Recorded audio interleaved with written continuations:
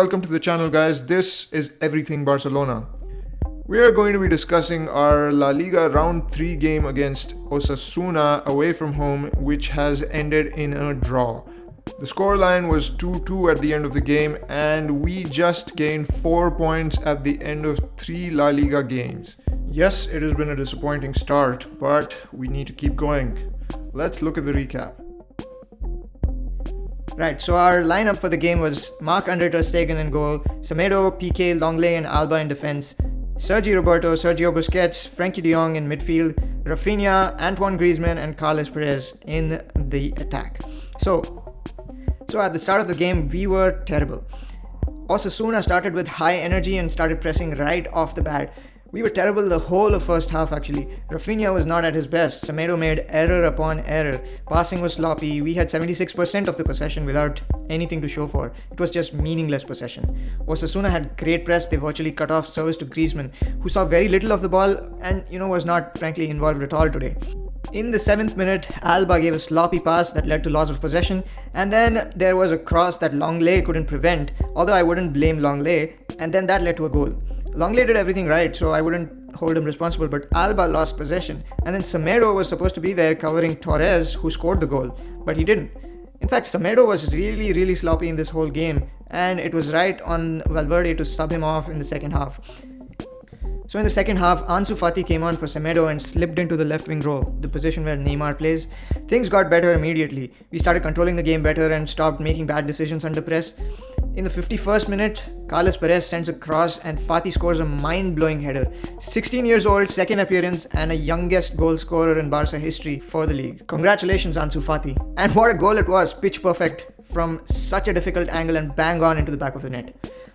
In the 53rd minute, Arthur came on for Rafinha, and although it was a good decision from Valverde, it came a bit too late and a very obvious one to make.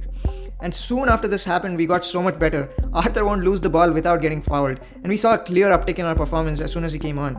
And in the 61st minute, Arthur gets a goal. You'd expect him to pass, but he doesn't. He goes for goal and he gets it spot on. That's our second goal. 61st minute, the scoreline is 1-2. After this, Osasuna started putting more pressure on us. De Jong went off and Vidal came in his position. Osasuna started creating more chances and controlled the game for the next few minutes. And Piqué's hand came up in the box during these few minutes, and you can't really blame him. It was a penalty though, and they scored. The score, 2-2. We tried to take the lead in the last few minutes of the game, but a draw was all we could manage. Right, so in those few minutes when Osasuna were looking to equalize, ter Stegen was crucial for us. He had a couple good saves, and it looks like he's going to continue doing that this season, saving us when it looks like we're doomed. Semedo needs to get really better under press. He was really panicking and, not making quick decisions. Semedo was one of the players that Osasuna were really marking and pressing this game, and he didn't really handle it well. He was panicking, making sloppy passes, and he needs to get better at it. Ansu Fati broke a record in his second appearance for Barcelona. He became the youngest player to score a goal for Barca in the league. He had a great game even outside of the goal as well. He's just 16 years old and has a lot to offer, and Barca has a bright future with him. This is going to be massive for his confidence, scoring a goal in his second appearance at the age of 16. Arthur was a massive player for us in the game today. He is really going to be very essential for us when we play against teams that have high press. He won't lose the ball unless, someone fouls him. And today, he was one of our best players. It is surprising to me that Valverde didn't bring him on earlier in the game, and it seems like it was a very obvious decision to make. It was clear that our midfield was not working today in the first half. It was very clear also that Semedo, Rafinha and Roberto were not playing well. We clearly needed someone like Arthur, who can endure the press, and someone like Fati, who could run and break through the 8-player defense that Osasuna was putting on. But Valverde really waited until the second half. Overall, it was a game that was typical of Valverde's style. A pathetic first half, scrambling to somehow get through it with a victory, and in the end only managing a draw. Things are not looking good at the moment. We started off the La Liga season with a loss and then a win and then a draw right now. But there's a long way to go, and there's players to return from injury, so let's just be hopeful and see how it goes. Alright, that's it for now, guys.